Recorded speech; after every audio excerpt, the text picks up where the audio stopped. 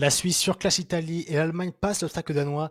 C'est le programme d'Euroday épisode 14. Bonsoir à tous et bienvenue sur Balle au pied. Ravi de vous retrouver pour un nouvel épisode d'Euroday. Enfin, après 2 jours de pause footballistique, les huitièmes de finale ont commencé ce samedi et on va prendre le temps d'en parler tranquillement. Avant de commencer, vous connaissez la chanson, le petit like, l'abonnement, le commentaire pour pouvoir au mieux référencer la chaîne. Et maintenant que ce petit message est passé, rentrons directement dans le vif du sujet avec ce premier huitième de finale, l'Italie face à la Suisse à Berlin. Et ce que l'on peut dire, c'est que la Suisse a surclassé l'Italie. Il n'y a réellement eu qu'une seule équipe sur le terrain. L'Italie n'est jamais rentrée dans son huitième de finale. Avant de développer un petit peu plus, regardons d'abord les compositions d'équipe avec du côté de la Suisse un 3-4-3 classique avec le double pivot Chaka Freuler. Akanji toujours en maître dans cette défense centrale. Un tour d'attaque Endoy Mbolo Vargas. Et du côté italien, quatrième match dans cet Euro, quatrième composition différente de Luciano Spalletti. En défense, Mancini qui remplace un Calafiore suspendu, Darmian qui remplace Di Marco blessé, un milieu de terrain Barella, Fagioli, Cristante parce que Jorginho n'est pas bon, il n'a plus la confiance de son entraîneur. Et un trait d'attaque qui est Skamaka El Shaarawy qui n'a pas joué une seule minute dans cet Euro mais qui est titulaire pour un huitième de finale. Alors on va avoir pendant les 20 premières minutes, une surdomination suisse, les Suisses qui vont s'installer dans le camp italien avec un énorme contre-pressing, plusieurs combinaisons trouvées, avec notamment ce jeu où on trouve énormément de fois Mbolo, j'ai envie de dire dos au but en appui remise un petit peu, notamment sur toujours la passe du côté gauche sur Mbolo, relais pour ensuite décaler sur le côté droit, notamment Endoy qui a fait un très très gros travail du côté droit, aussi bien offensivement que défensivement, où nombreuses fois il revenait pour faire un petit peu ce latéral droit quand Abischer ou Rieder rentrer un petit peu au milieu de terrain pour aider Chaka et Freuler. Donc on va voir une équipe suisse qui va ultra dominer, voilà, un Rodriguez qui ne va pas hésiter à monter sur son côté gauche, un milieu de terrain qui va régner avec une récupération très forte, et l'équipe de Suisse va être récompensée de 5 minutes avec une première grosse situation à la 20e minute. On va avoir ce ballon de Rodriguez pour Aibischer à gauche, qui va donner un ballon cloche de la profondeur à Mbolo, qui est pas du tout hors jeu, couvert par Darmian, qui est une couverture défensive lamentable. On va avoir Mbolo qui va s'avancer vers Donnarumma, il va donner énormément d'informations à Donnarumma, notamment là, avec ce positionnement du corps, on sent qu'il va enrouler du côté opposé. Il va enrouler et Donnarumma, qui est bien sorti, va faire un magnifique arrêt pour sauver déjà l'Italien au bout de 20 minutes. Les Italiens qui n'ont pas touché un ballon réellement, c'est-à-dire pas une vraie position, on va dire, pendant 20 minutes, où c'est vraiment la Suisse qui a ultra dominé. L'Italie va peu à peu revoir le ballon, mais ça n'a pas suffire puisqu'on va avoir à la 33e ou 34e minute, eh bien, une passe forte d'Akanji qui a multiplié ses passes, qui cassaient les lignes. Là, il fait une passe sur Bren Mbolo qui va directement la donner à Endoy qui était un petit peu rentré dans le cœur du jeu. Endoy va donner sur le côté gauche à Vargas. Endoy va dédoubler pour permettre à Vargas de revenir sur son pied droit. Vargas va se réaxer, il va trouver Freuler, que l'on voit ici à droite de l'écran. Freuler qui a fait une course vers l'avant, comme de nombreuses fois les milieux de terrain en Suisse l'ont fait. Laissé étrangement seul, Freuler va faire un magnifique contrôle pied droit, une demi-volée pied gauche, il va tromper Donnarumma. Ça fait 1-0 pour la Suisse, c'est ultra mérité lorsqu'on voit la domination suisse, surtout l'absence italienne, à l'image d'un Scamacca qui n'a touché que 7 ballons en première mi-temps. Et un Chiesa trop en retrait, un Barella qui a été dépassé au milieu de terrain, même si il avait pris un coup au tout début du match qui peut peut-être expliquer son manque de rendement, et une défense notamment Di Lorenzo qui a eu beaucoup de mal à la fois quand c'était Vargas ou Endoy selon les interchangements, j'ai envie de dire suisses au niveau des positionnements. Di Lorenzo qui a énormément souffert de son côté, tout comme Darmian et latéraux italiens qui ont été défaillants durant cet Euro. Mais donc la Suisse ouvre le score logiquement. La Suisse aurait pu même marquer un deuxième but avant la mi-temps avec un magnifique coup franc qui va être arrêté par Donnarumma et arrêté magnifiquement. Donnarumma va la dévier sur son poteau. L'Italie était à ça d'être menée 2-0 à la mi-temps. Donc on se dit qu'à la mi-temps, l'Italie peut être contente d'être menée qu'un but à 0, qu'elle va se réveiller. On connaît Spalletti pour son côté un petit peu sanguin qui va réveiller ses joueurs, et notamment l'entrée de Zaccagni à la mi-temps, lui la place de El Shaarawy qui avait fait une première mi-temps catastrophique qu'on n'a pas vu. On pense que l'Italie va repartir. L'Italie a l'engagement de deuxième mi-temps. Elle va la perdre au bout de 10 secondes de jeu lorsque Barella va vouloir donner un grand ballon vers l'avant qui va arriver directement sur Aibischer. Et là, la Suisse va donc avancer. On est vraiment 20-25 secondes après le coup d'envoi de la deuxième mi-temps. Et là, on va avoir un jeu en triangle avec Vargas qui va trouver Chaka. Jusque-là, rien d'anormal. On voit que Vargas est derrière Nicolo Barella. Chaka va trouver Aibischer en décalage un petit peu côté gauche. Aibischer va la redonner à Vargas. Vargas que l'on voit s'est défait un petit peu de Barella qui laisse tranquillement l'ailier suisse bouger. Vargas va la réceptionner dans sa phase de réparation. Il va déclencher une frappe enroulée pied droit magnifique. Il va aller en pleine lucarne de Gigio Donnarumma. On voit cette magnifique frappe pour le gardien italien qui a été vraiment le sauveur de l'Italie durant cet Euro. Là, il ne peut rien faire. et ça va un petit peu, j'ai envie de dire, sonner le la de cette équipe italienne avec Vargas, cette célébration à 2-0 à la 46e en entrée de mi-temps. Eh bien, on sent que l'Italie a vraiment pris un coup sur la tête et qui n'a pas été au rendez-vous en première mi-temps et qui ne le sera malheureusement pas en deuxième, où on n'a jamais vu vraiment une réaction, un joueur qui a un petit peu, j'ai envie de dire, poussé la gueulante, essayer de remotiver ses troupes. Ça n'a pas été le cas. Plusieurs changements pour essayer de changer tout ça, mais ça n'a pas fonctionné. On va se mettre à avoir un frisson côté suisse. C'est 10 minutes après ce but. C'est sur un centre, on va dire un petit peu comme ça, à la volée italienne, qui va trouver personne, si ce n'est Fabian Schär, qui va vouloir dégager ce ballon. Il va la dégager vers ses buts. Sommer qui est surpris, le ballon va toucher le poteau suisse. Là encore une fois, l'Italie qui, en plus de ne pas être au rendez-vous, a un manque de chance, et la Suisse à qui elle tout réussit. Une Suisse qui va donc globalement surdominer les débats. Elle va, après le 2-0, après l'heure de jeu, un petit peu laisser le ballon à l'Italie, elle qui avait eu près de 70% de possession de balle en premier mi-temps, il me semble 9 tirs à 1, pour vous dire la surdomination suisse. En deuxième mi-temps, l'Italie va un petit peu avoir le ballon, mais ne va jamais savoir quoi en faire. C'est une équipe suisse qui, à une ou deux reprises, aurait pu, sur des contres, aller marquer troisième but. Elle ne le fera pas. Et la Suisse va tranquillement se qualifier pour les quarts de finale de l'Euro pour la deuxième fois consécutive. Elle avait éliminé la France au tir au but en 2021. Elle élimine cette fois l'Italie, champion d'Europe en titre dès les huitièmes de finale. Une équipe suisse qui, à l'image de sa phase de groupe, a réalisé un énorme match où toutes les individualités ont été au rendez-vous. On a vu un énorme collectif avec une domination rare, à l'image d'un Granit Xhaka qui, au milieu de terrain, encore une fois, a été maître dans sa gestion du rythme, dans sa partition, sa manière de, j'ai envie de dire, organiser le jeu, ou c'est également sa manière également de d'être un milieu qui participe et qui monte, à l'image d'ailleurs de Freuler, son premier but. Et bien là aussi, on a un milieu de terrain qui est protagoniste et à qui surtout on a laissé beaucoup, j'ai l'impression, de liberté, où l'Italie est très rarement allée mettre des coups ou aller chercher le ballon dans les pieds des milieux de terrain suisses. Ça a laissé la Suisse simplement dominer ce match. Grand bravo également à Murat Yakin, le coach suisse, qu'on a critiqué, que les Suisses critiquaient avant cet Euro, mais on va constater qu'il a une énorme proposition footballistique et qu'il a récompensé, puisque la Suisse va être en quart de finale. Voilà, bravo à cette équipe de Suisse qui affrontera soit l'Angleterre, soit la Slovaquie en quart de finale. Mais déjà arrivé en quart de finale, c'est énorme pour une équipe suisse qu'on annonçait presque parmi les meilleurs troisièmes, voire éliminés en début d'Euro. Et bien fini en quart de finale, en éliminant une équipe d'Italie qui, elle, au contraire, a été catastrophique, qui, à l'image d'un Donnarumma, qui a pris ses responsabilités en après-match en disant qu'il s'excusait auprès d'Italiens. L'Italie qui a fourni de piètres prestations. Je les voyais, moi, se qualifier. J'avais d'ailleurs dans ma vidéo prono, si vous voulez les voir, n'hésitez pas. J'avais d'ailleurs pronostiqué une victoire d'Italie au tir au but. Malheureusement, il n'y a pas eu de match. La Suisse est qualifiée, comme quoi les pronostics, ça va un petit peu dans tous les sens. On peut avoir un avis qui est complètement différent de la réalité. L'équipe d'Italie que je voyais être solide dans un match comme ça en jeu, à élimination directe, avec un bloc très solide, mais malgré un bloc défensif tout de même assez bas, en laissant la balle aux Suisses, mais en étant bien compact, on a vu quand même un bloc qui, à plusieurs reprises, s'est fait transpercer avec cette gestion d'Embolo qu'ils n'ont jamais su régler, avec Embolo qui fixait, ou les appels incessants des milieux dans la course et vers le but de Donnarumma, ce qui laissait forcément un espace libre pour l'ailier, que ce soit Vargas ou Endoy, et plusieurs fois c'est arrivé ça du côté suisse, et donc du coup l'Italie qui sort par la petite porte en huitième de finale, un Spalletti qui est défait avec son staff, une équipe d'Italie qui est sur une très mauvaise dynamique depuis l'Euro, on le sait, absente à la Coupe du Monde 2022, Spalletti qui est là depuis un an après le départ de Mancini pour l'Arabie Saoudite, un Spalletti qui en somme n'a jamais réussi à incorporer sa patte à cette équipe italienne qui manque d'un réel collectif, qui manque également d'un manque de talent, de générationnel, puisqu'on l'a vu, un El Shaarawy ne peut pas être titulaire en huitième de finale d'Euro pour pouvoir performer. On voit qu'il y a un manque de talent côté italien, un manque de relève. Quand on pense à l'équipe d'Italie, il y a même pas 15-20 ans, on pense à une équipe d'Italie d'il y a 10 ans, à l'Euro 2016 par exemple, qui certes avait une attaque qui était déjà un petit peu en berne, mais qui avait une défense solide. Bonucci, Barzagli, Chiellini. Aujourd'hui, il y a Calafiori, qui malheureusement n'était pas là, mais qui aurait fait beaucoup de bien l'Italie, notamment dans les ressorties de balles. Et là, on a une équipe d'Italie qui a un manque de talent, qui a un manque de cohésion, qui a un manque d'idées, et c'est cruel, mais l'Italie donc sort par la petite porte et il met dès les huitièmes de finale. À voir comment l'Italie va, j'ai envie de dire, se remobiliser. Il y a une élimination qui arrive avec notamment l'équipe de France et la Belgique dans sa poule, une phase de qualification pour l'Euro 2026, pour la Coupe du Monde 2026, pardon. Ensuite, l'Italie qui a déjà raté les deux dernières Coupes du Monde, qui ne pourra pas en manquer une troisième. Donc à voir comment Spalletti va faire pour redonner un petit peu d'allant à cette équipe et surtout intégrer des joueurs, on va dire, qualitatifs qui peuvent amener un plus à cette équipe d'Italie.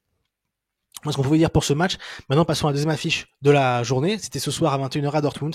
L'Allemagne qui affrontait le Danemark et l'Allemagne qui s'imposait 2-0 dans un match qu'elle a globalement dominé. On avait une équipe d'Allemagne, voilà, qu'on avait peut-être un peu perdu en fin de poule, notamment ce match face à la Suisse où elle avait parfois été un petit peu en difficulté. Là, on avait une équipe d'Allemagne dominante. On va regarder vite fait les compositions d'équipe avec du côté allemand quand même 2 changements majeurs. D'abord, David Raum qui remplace Mittelstadt côté gauche, également Schotterbeck en défense centrale qui lui remplace Sanjantanta suspendu, et également la petite surprise, c'est Sané qui est titulaire à la place de Florian Wirtz qui avait été en dessous certes lors des matchs de poule, mais Leroy Sané qui lui lors de ses entrées n'a jamais été bon, et surtout on pensait également à la possible titularisation d'un Niklas Füllkrug à domicile au lieu de place d'un Havertz qui peut-être n'arrivait plus à être aussi influent dans le jeu allemand. Mais Havertz est bien là, ainsi que Gundogan au numéro 10 et Musiala à gauche. Du côté danois, une composition classique, si ce n'est qu'au milieu de terrain, Delaney rentre et remplace Hjulmand qui avait pris un carton jaune lors du match face à la Serbie et qui était donc suspendu pour ce huitième de finale. Petit changement également, c'est Wind, le deuxième attaquant un petit peu danois qui est remplacé par Skov Olsen, et une équipe allemande qui, à l'image du match face à l'Écosse, va imprimer un rythme effréné pendant les 15 premières minutes, à l'image de ce corner. Au bout de 3 minutes de jeu, on a Toni Kroos qui fait un corner et qui dépose ce corner sur la tête de Schlotterbeck qui trompe Schmeichel qui a fait une sortie hasardeuse. Ça fait 1-0 pour l'Allemagne. Oui mais non, puisque l'arbitre va siffler. Alors le but est refusé. Au début on ne sait pas trop pourquoi, parce que sur l'image on voit ici un Schmeichel qui se troue face à Andersen. On ne voit pas, j'ai envie de dire, une gêne. On pourrait penser à une gêne de Gundogan, mais il ne gêne pas Schmeichel qui se troue. Mais en fait il y a eu un bloc de Joshua Kimmich sur le joueur danois qui était au marquage de Schotterbeck, et donc le but est logiquement refusé. Mais l'Allemagne va continuer de pousser. À la 7e minute, on a cette énorme frappe de Joshua Kimmich qui est détournée par Schmeichel. Une équipe d'Allemagne qui va imprimer son rythme. On a également une frappe de Musiala qui passe à côté, une tête d'Havertz captée par Schmeichel, pardon, j'ai oublié son prénom, le fils de Peter justement. Et on a donc une équipe d'Allemagne qui va pousser, qui va vraiment imprimer son rythme, une équipe danoise qui ne va pas réussir à sortir de la pression allemande. Mais les Danois vont petit à petit reprendre le rythme du match. À la 20e minute de jeu, on va commencer à avoir une possession danoise, un milieu de terrain qui va être un peu plus dominant, un milieu de terrain, notamment Andrich, Kroos, qui va être moins influent et qui va moins réussir à trouver la passe qui va faire avancer le jeu allemand. Et donc le Danemark va petit à petit reprendre le rythme. On va avoir une frappe de milieu qui a passé au-dessus, et on va avoir à la 30e minute de jeu, à peu près un petit peu plus de la demi-heure de jeu, un match qui va être arrêté. Pourquoi ? Parce qu'il y a d'énormes orages au-dessus de Dortmund et qu'il y a des risques importants de foudre qui pourraient éventuellement causer de très forts problèmes à la fois au public et aux joueurs. On va avoir une intervention de 20 minutes où le stade va être entre guillemets pas vidé, mais les supporters vont se mettre à l'abri, les joueurs vont rentrer au vestiaire, il va y avoir un torrent d'eau qui va déferler sur la pelouse, également sur les toits du stade de Dortmund, mais le jeu va reprendre après donc 20 minutes d'interruption, et le Danemark, un petit peu à l'image de cette fin de première période de la première mi-temps, j'ai envie de dire, va continuer à imprimer son rythme, à reprendre un peu le contrôle du jeu, à avoir une énorme occasion juste avant la mi-temps. On a une perte de balle, Jamal Musiala. Il va y avoir ici ce ballon d'Olsen qui va donner à Eriksen, qui en une touche va lancer Delaney qui n'est pas vraiment connu pour sa vitesse. On va avoir un énorme retour de Rudiger qui va gêner Delaney, mais qui va s'arracher pour la donner à Oljund. Oljund va malheureusement buter sur Neuer qui va faire un arrêt, et donc là on se dit que le Danemark passe à côté de quelque chose. C'était avant la mi-temps, l'Allemagne qui est vraiment à ça d'encaisser un but, et donc une mi-temps qui globalement a connu 2 périodes, une première moitié de mi-temps ultra dominée par l'Allemagne qui a imprimé un rythme effréné mais sans pouvoir convertir cette domination, et une équipe danoise qui a petit à petit repris le rythme, repris des phases de possession, essayé d'empêcher, j'ai envie de dire, Musiala notamment de toucher le ballon. On l'a vu parce qu'on a beaucoup mauvais Musiala sur cette fin de mi-temps, et Danemark qui, notamment vers cette occasion, aurait pu ouvrir le score.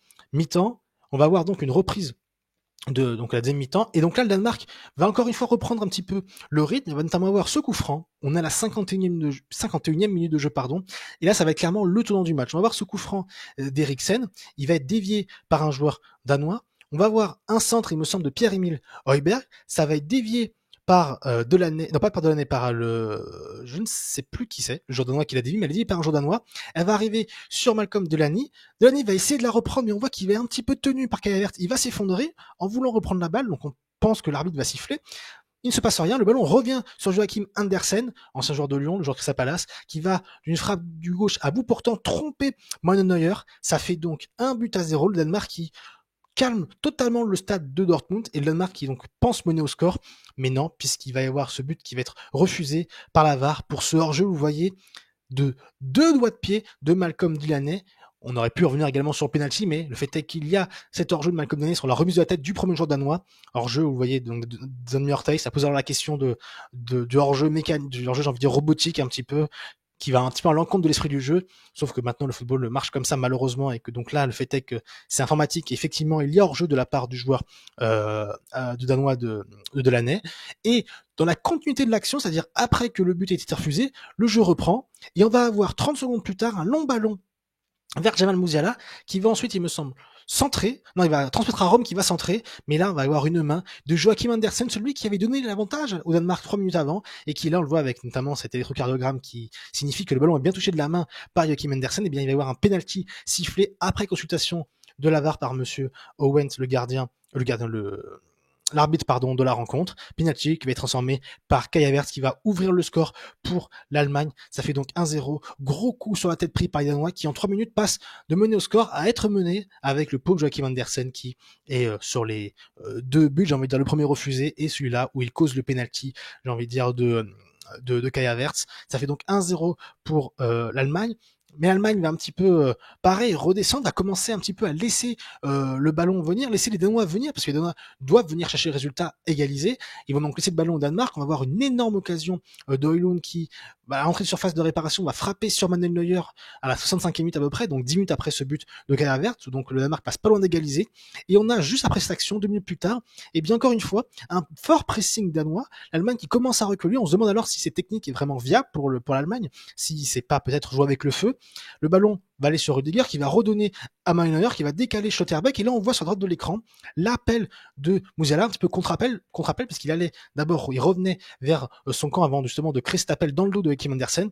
On va avoir un long ballon de Schlotterbeck, ce n'est pas sans rappeler pour les supporters parisiens malheureusement pour eux le but qu'avait inscrit Niklas Füllkrug avec Dortmund face au PSG au match aller où il y avait également une longue ouverture de Schlotterbeck. Là, longue ouverture pour Jamal Musiala, qui va donc passer dans le dos d'Andersen. On va voir, là, je sais pas si vous voyez bien parce que c'est un peu flou, mais on voit en haut de l'écran, en vert, Schmeichel qui veut sortir, on sent qu'il va sortir, Kasper Schmeichel.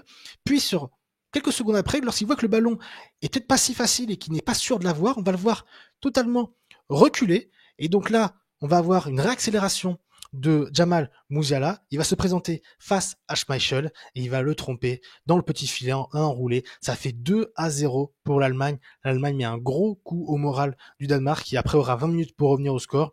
Une équipe danoise qui ne réussira jamais un petit peu à renverser la vapeur. Du côté allemand, on va avoir 2-3 situations pour pouvoir potentiellement mener 3-0. Je pense notamment à une action de Leroy Sané qui, sur une remise magnifique de Kai Havertz, il est face au gardien, il la met juste à côté du poteau de Kasper Schmeichel, également une frappe de Niklas Füllkrug, il me semble, ou de Florian Wirtz, je sais plus, qui passe à côté du but danois.